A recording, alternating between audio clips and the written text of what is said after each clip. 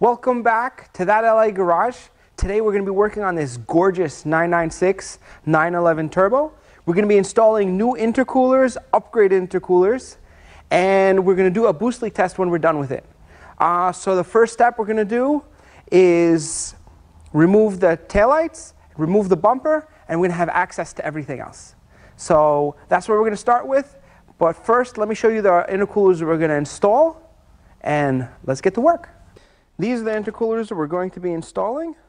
CNC'd aluminum welding, aluminum ends to them. Gorgeous, gorgeous pieces. A lot more durable than the factory stuff. So let's get started. Let's install these and let's see how it goes.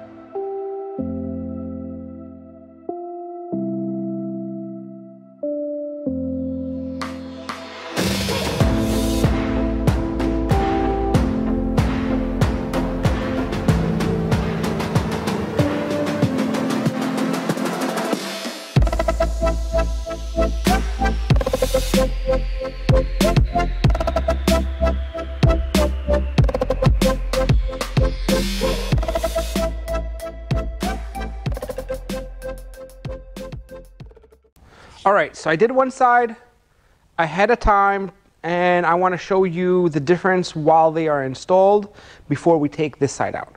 So you can notice over here the intercooler, the thickness of the intercooler is that this is the stock one, and you can see these clamps fit. On the other side they won't fit, there's a lot thicker.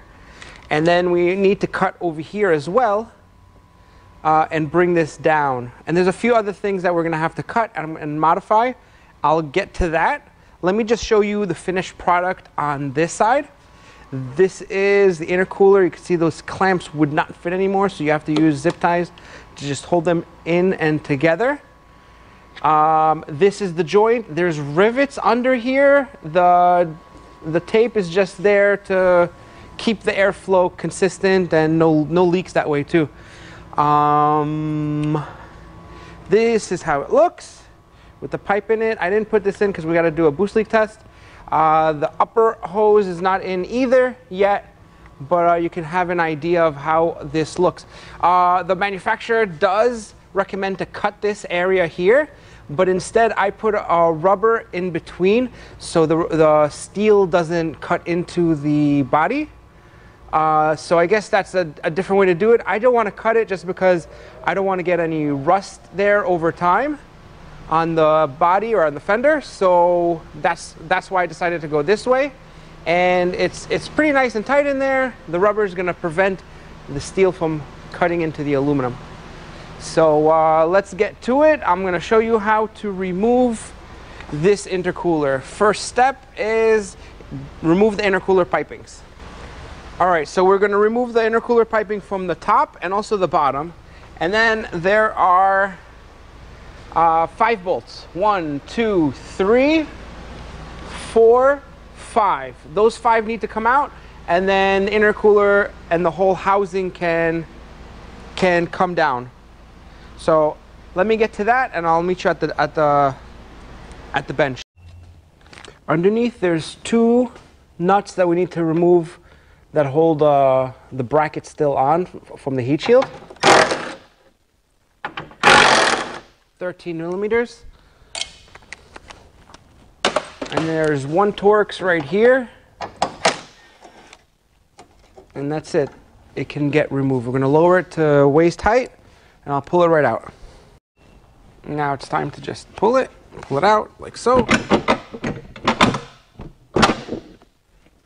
That's it. Take the whole unit to the bench, and I'll meet you there.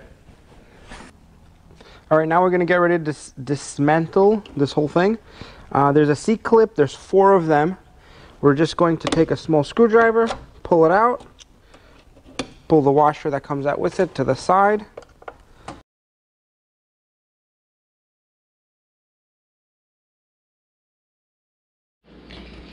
Now on the top part, you need to cut out the lip. I used a cutoff wheel and then I sanded down to make all the rough edges smooth. You can see in the video over here where I'm just trimming the whole thing all throughout. This way, when it sits on the new intercooler, it sits flush. Over here, you can see me trimming the front part of it and the back part of it straight with the casting lines. Sand down all the rough edges, and then that part's ready. All right, so this is the upper part of the intercooler. We finished trimming the inside, the two ends, and now we need to cut this in half. Where do we cut it in half? So first, disconnect that hole, that access panel hole. There, it exposes this line over here. I like to use that line, cut it right there. Now you need to cut it an inch under here. So mark it around here, an inch under that line, and we're gonna follow that line across so we can drop it down. So let me just show you how I tape it up to mark it up. All right, so now we're trimmed, everything's cleaned out. Trimmed the round hole for the access hole, and then I went from here to here, measured and marked 1 inch. We're gonna slide this baby in.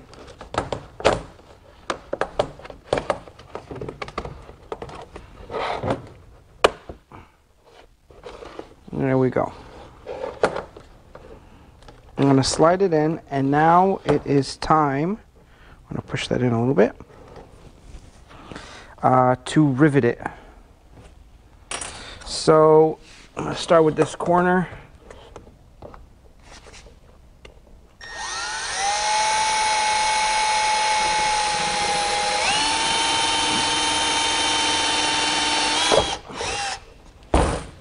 Take your rivet.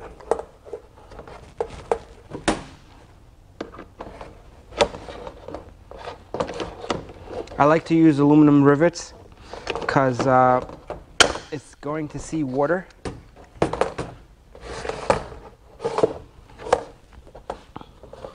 Do this corner.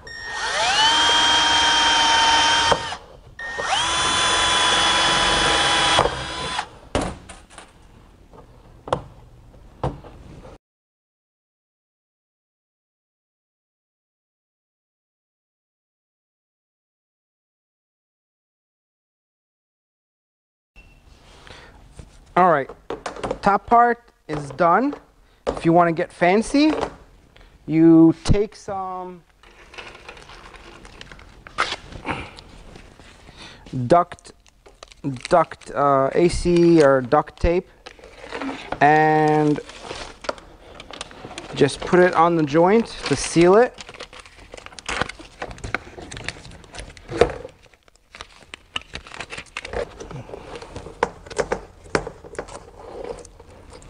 All right, now you could put in the cap.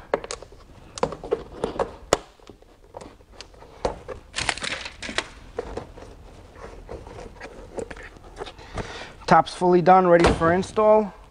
Bottom has one more modification that needs to be done. On one side, you need to drill holes so we can put zip ties to grab both ends. This side over here already has holes. We just got to drill into there. So we're going to take the drill bit. 1, 2, 3. Done.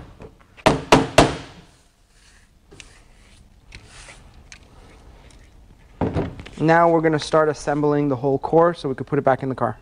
Before we install the core, let's just show you the massive size of this intercooler from Marsky Tuning. See this, the stock one, the backing plate is big, you know, not as big as this one, but it goes in 1/2 inch on both ends, so it's kind of deceiving. It's not the actual size of the core ends. And if you compare them, you can imagine this is probably about double the amount of cooling and and double the amount of flow. So let's start assembling this thing so we can install it.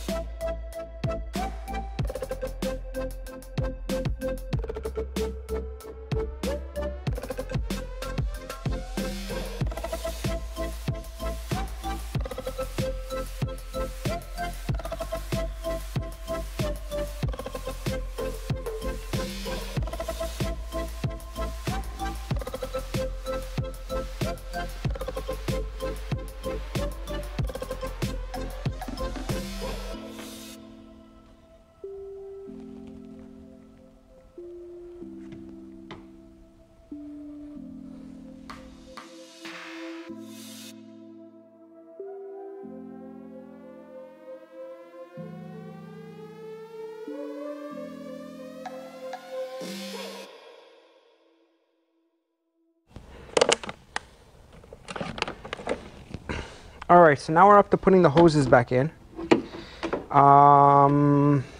So to put in the hose, it's the same way as before, but we gotta change the O-ring, the sides that go into the intercooler.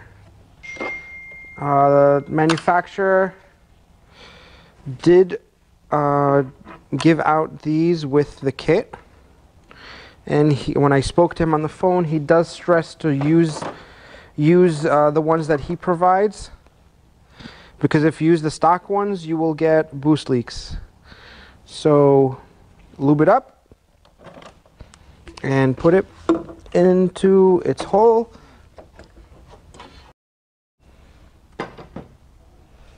All right, so we're just about done with the install part of it.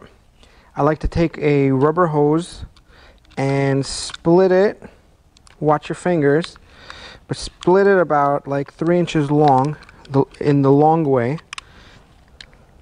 Just cut it open, then cut it off.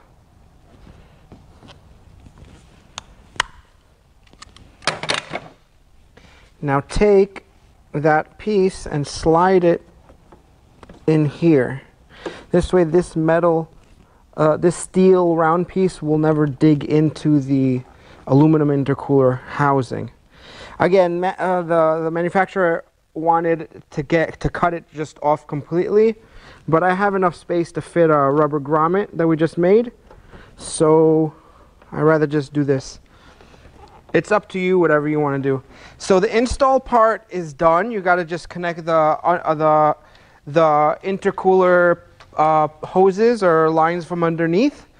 But a very important step that we're going to do next is a boost leak test to make sure everything that we put in is good, and everything from the factory, because these are already old cars these days, so there's some lines that get dry rotted or things of that sort. So we're going to check that. Before we step into that next part, please remember to subscribe, like, and comment below if you have any questions, and even if you just want to give it a thumbs up. So I'll see you on the message board. Let's start the boost leak test now, okay? All right, so if you guys saw my last video about boost leak test on the 997, it's pretty much the same thing. Plug off one side. The owner of this car gave me these ends to it, kind of fancy, but does the same thing as my other one. But this one has a valve to fill up air from like a tire pressure gauge. All right. So we're gonna try it this way this time. Anyway, so now I'm just gonna fill this up with air and listen for leaks. Let's take it to 4. Oh, we're up to 6 already. So far good. It's holding pressure. 11. And see, look how it's dropping very slightly. And that's a good speed that it's coming down. Oh, I hear one already at 15. So let's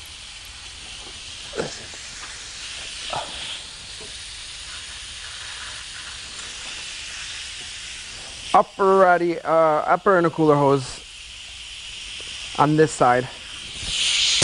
So let's bring the car down and take a look at it, see why it's not sealing right.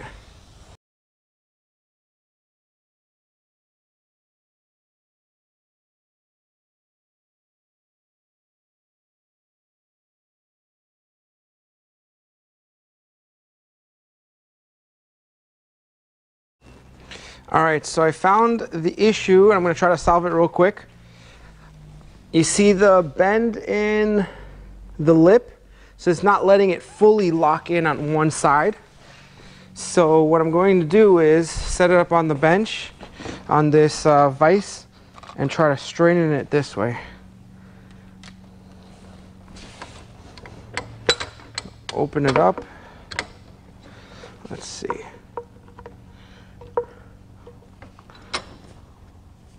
We're not clamping down, so we don't want to distort the shape of the pipe, the round pipe, but I do want to be able to hit this down and flatten it. All right. That looks a lot better. Let's try to put it in and see if it still leaks.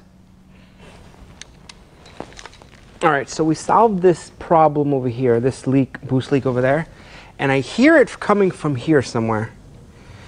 So when I use the soapy spray, you can see it's coming from this joint right next to. I'm gonna put my finger next to it, and you could hear it change.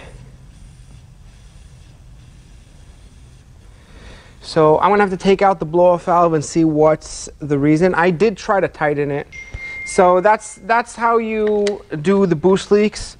You keep going back and trying to find the next weakest link. All right, I'm gonna release the pressure. I'm gonna put it back on. There's gonna probably be a lot of pressure coming out.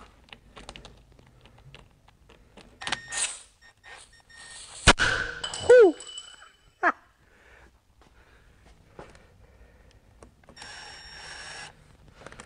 All right, almost lost my head on that one.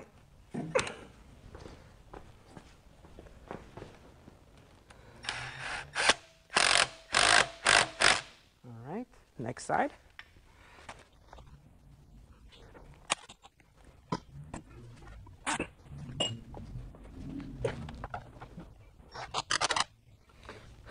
All right, now we're ready for some boost.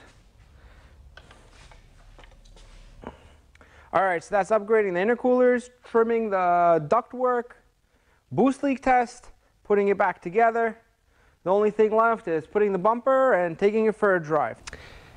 So if you like the content on this video, please like, subscribe. Even if you don't like the content, please like and subscribe, leave a comment. And last but not least, if you ain't got haters, you ain't popping. See you till next video.